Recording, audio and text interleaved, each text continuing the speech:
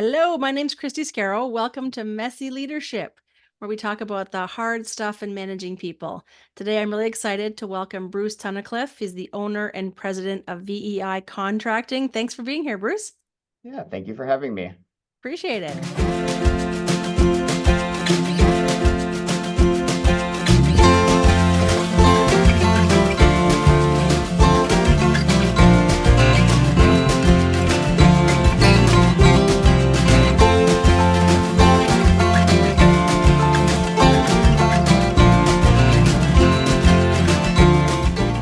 So I know you've had a few years in your career at this point.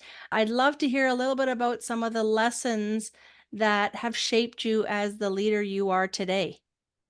Sure.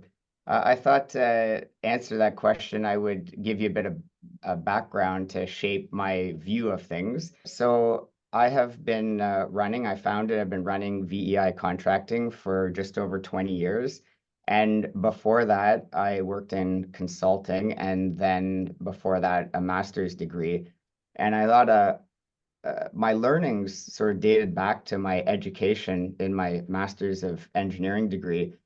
And that comes down to communication and seeing the big picture and the small picture. And I'll share a thought on that because I apply it, and I have applied it throughout my entire career. My master supervisor, when I would write something, would ask me, "Why are you writing it? What is the purpose? What point are you making?" And he asked me to take a look at it from a specific point of view. So, what is the detail, the technical aspect, but then how does it fit into the larger picture? And I find that when I work with people, I use that all the time because people don't want to be led if you're telling them what to do. They want to be led when they understand the larger vision, the larger purpose, and why they're doing it. And so, one of the first real lessons in leadership I learned was an individual. I'm just working on my own on research, but in trying to communicate that research to others, how my professor, my supervisor, tried to shape my thought process. And I think it's a very important thought process. And so I thought I would share that. That's interesting because you always hear about, you have to think about the bigger picture. And that's a lot of the push, I think, as leaders. And, it's definitely necessary to think from a strategic perspective and have sort of your business hat on. But what I heard you say was really powerful, which is that individual piece and thinking from a specific perspective actually helps you accomplish those goals. Oh, for sure it does. Because people, I believe people want to come to work. People want to contribute. And if they don't know how to contribute, or they don't know why they're contributing, then you call this a messy leadership podcast, and it gets really messy when people don't have a direction, they don't know why. And so it's really important to know the details of what you're doing, but also communicate the why and the larger picture and how it fits in. Yeah. Totally. Any other lessons that you think are really important that I mean, that's again, I didn't even realize you had a master in engineering. I probably should know that about you. But with that path and 20 years in ownership, there's got to be lessons that you've had to bumble along through the way.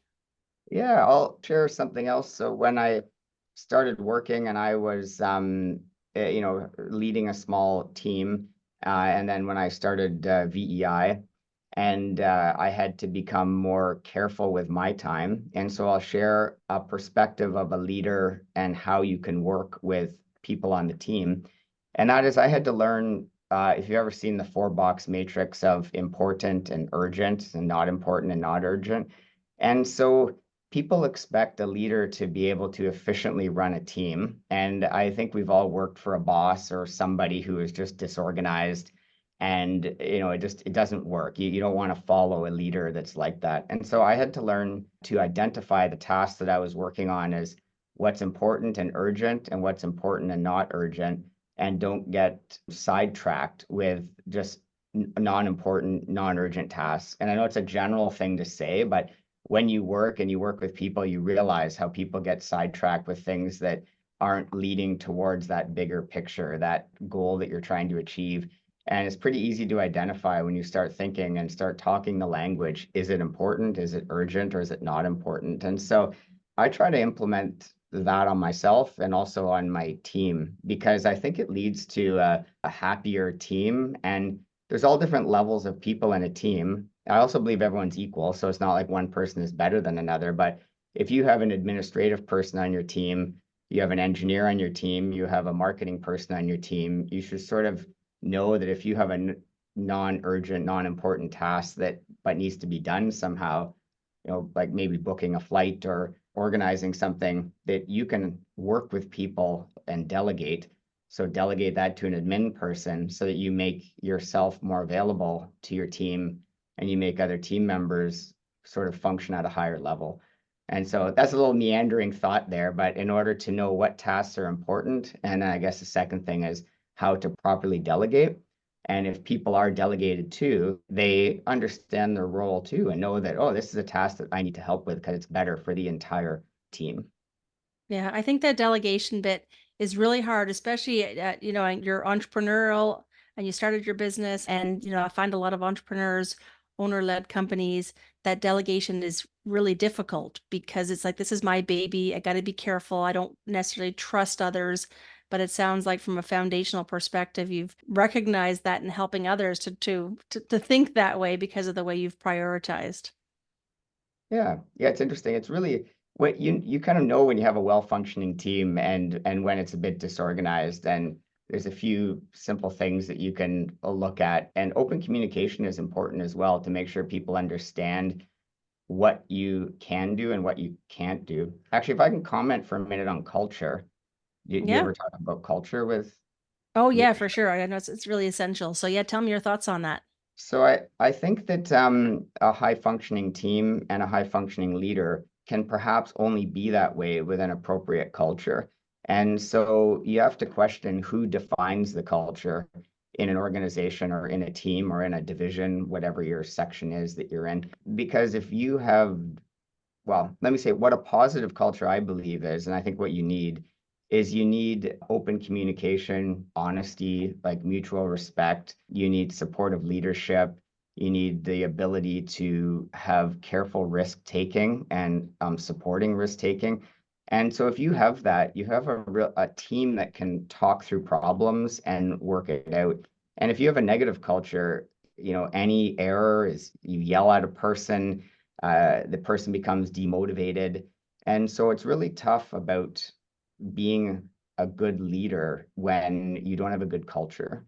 And so to me, a culture is very important. It almost trumps everything in order to function properly. And so perhaps advice for a young leader is, are you functioning in an environment that's very difficult to function in because the culture of the area is a little bit off? And that's a difficult challenge for a leader. But if you're an influencer within the company, or for me, a founder or a president, I have to implement and remind people of culture every day because people just get angry sometimes, or voices are raised, or things happen, and you have to say, that's not how we behave. What's the core problem? How can we talk about it to get to the root of things? So, anyways, culture is extremely important and very related to good leadership. Yeah, and maybe I'm going to put you on the spot a little bit because somebody just asked me the other day. They were in a culture and they recognized like it was a very high performing driven culture. It's like, what have you done for me lately? It was very much a yell at the people, in the room and then manage up really well. And she said to me, so like, what do I do? How can I influence that? I mean, besides just going, I need to find another job, which is a clear, obvious step. Is there a way Yeah, you yeah. think individuals in the organization can help influence the culture when they're in that kind of space where their manager themselves is not really, supporting a positive workforce like you talked about? Yeah, I think there's things you can do by just identifying it as a problem, and it's hard to put words to a problem if you don't understand it fully. And so this is the challenge of bad culture. But if you feel bad at work, or you feel that if you did something you would be reprimanded, or you don't feel that your skills are being used, or that when you try to promote certain skill use in your team, that any mistake is viewed as bad, or a lack of success is yelled at, you can do that by trying to identify, well, this is a longer term goal and we need to figure this out in order to get there, and set a vision and say, it's unproductive when I'm working on a medium or long term goal and you're yelling at me for short term results. It doesn't match. And trying to identify the problem, or sometimes it's hard, but you just have to say, if like I had this with a boss of mine when I was in consulting. where he would just yell at me, and I had to say, like, I don't appreciate this line of communication. Like, we need to talk when there's less emotion, in order to for me to be a good worker. And you can just identify it, because nobody wants to go to work and be yelled at, feel bad. And if you can properly communicate that in a way that the person who may be helping to promote that negative culture without being insulting to them, then I think it goes a long way. And so you can make a change. But if you have someone at the top of an organization that is just hard grinder, yelling, results or nothing, it may actually be difficult to change that. You may need to look for a different place to work, unfortunately. But I think you can change. You just need to understand it, respectfully discuss it. Yeah, yeah, it's definitely a challenge I know some people are faced with, and I don't think there's an easy answer, but to feel like you have some control of it.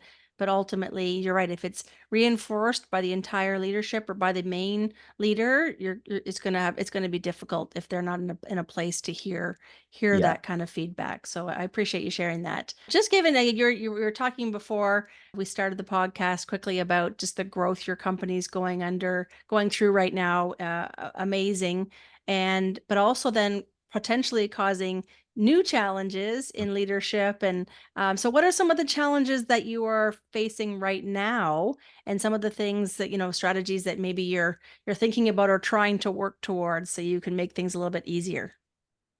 Sure. So I'll share some challenges. So we're not a huge company, but we're about 45 people, and we've doubled in size in the last 3 years or so.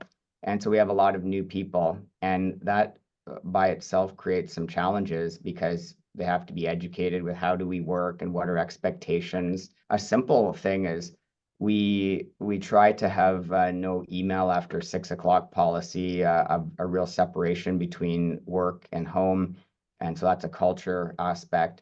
And if a new person comes in and they're a leader within the company, and then they're emailing everyone at night and it's urgent, I mean, it's up to me to talk to those people to say, listen, it's I know you believe it's urgent, but it can wait until 8 a.m. the next day, and send a delayed receipt. So I've had to do that numerous times in order to make sure that we maintain a good team in multi different areas of the company. But something that's really challenging is accountability. And the reason for that is that when you hire new people and you're expanding, the roles aren't always perfectly set. In an expanding or even perhaps contracting, like a decreasing company, it's things aren't the same. And so when things aren't the same, the role changes over time, and things come up where you expect people to do things, but it's not specifically in their job description, and there's this gray area. And so how do you keep people accountable? And I'll share in my case specifically, I hire professionals, project managers, engineers, people that are very capable. And in fact, as an owner, you want to actually hire people that are smarter than you, because you want to manage and lead, not necessarily do. And so, how do you lead somebody who is more capable and smarter than you? It's very challenging, and you need to become a coach in order to allow them to flourish. But you also need to maintain accountability in some way if you think they aren't doing what they need to be. And the way that I do that is I try to work with the person to say, what do you think needs to be done in your role? And try to work with them to jointly define what success looks like and what a negative outcome looks like. And even what can we do if you're not doing this? Like, what would motivate you?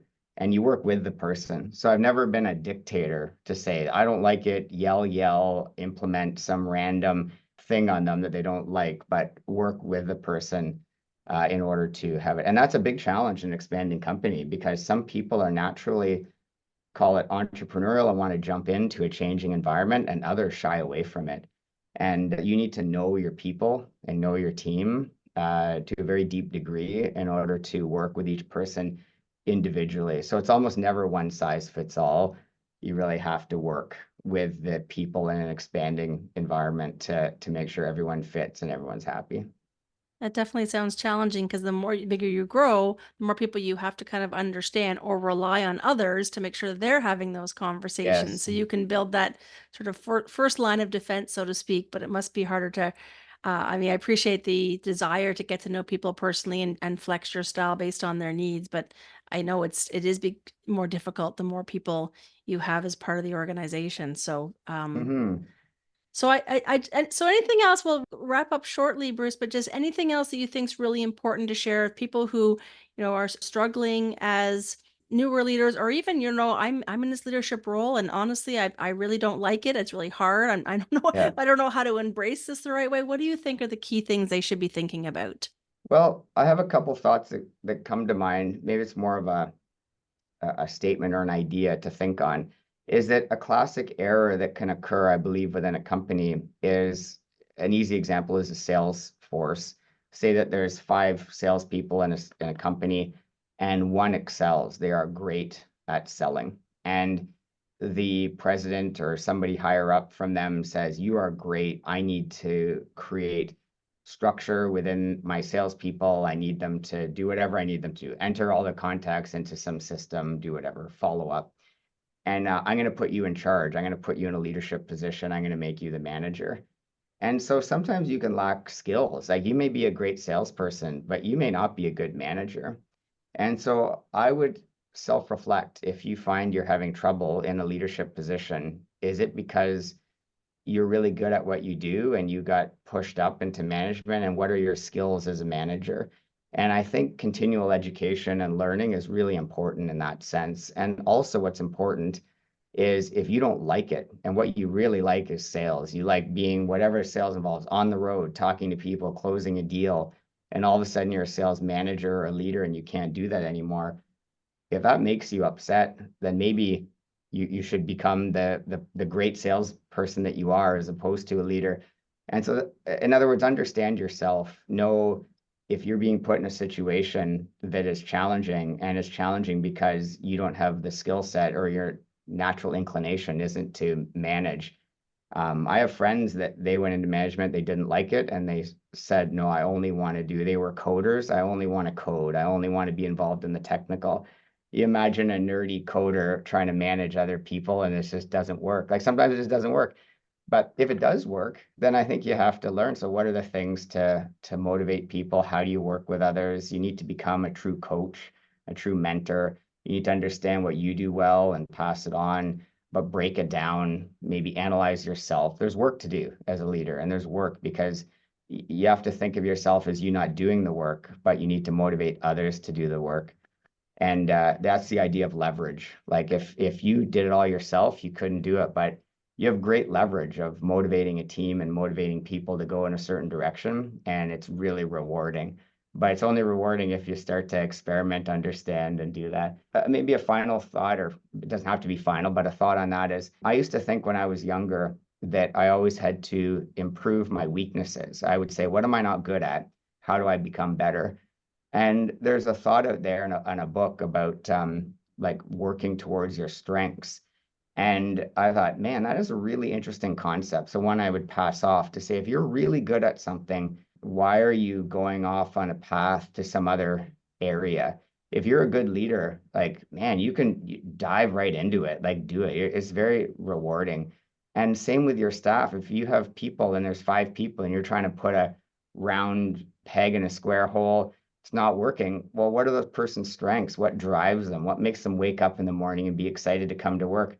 And try to tailor their position if you have that power to work with their strengths. And if all of your team is working to their strengths, man, your leadership is going to be easy. It's going to be really easy. And so you may, one, yourself not be a true leader. You may need to do training or self-reflection. And the other is if you're having trouble leading, maybe you're trying to lead people in the wrong direction, figure out what their strengths are and put them in the right, seats on the bus, so to speak, in order to have the team function well, then your life is going to be much easier as well. So many golden nuggets, I think, in everything you just said, because I've seen people go down that path who are amazing at their jobs. And then they're like, "You're amazing. Let's lead, you should lead the team." And then they fail miserably, and everyone's like, "What the Yeah, heck happened? That person obviously wasn't as good as we thought." And that's not the reality. The reality is they didn't yeah, necessarily know the difference. They didn't know to lean into the training. Maybe they didn't like it. And I loved your final thought of that's okay too, because a lot of times we feel pushed to go, you need to climb this corporate ladder and be a manager and be a leader, and as opposed to leveraging your strength, which might be as a leader that you can develop, or it might be as doing exactly what you're doing and doing it super well and adding value to the organization in that way. So I think that was a really important advice to share with the audience. And I really thank you, Bruce. I'm sure we could talk so much more, but I always try to keep these short and sweet. So I appreciate the advice you've offered and the stories you've shared. So to my audience out there, if you're listening and looking for ways to navigate the messy bits of leadership, there's going to be some helpful resources in the show notes, or you can find me at christiscarrow.com. So thanks again, Bruce, for your time. I really appreciate it. Yes, thank you very much for having me.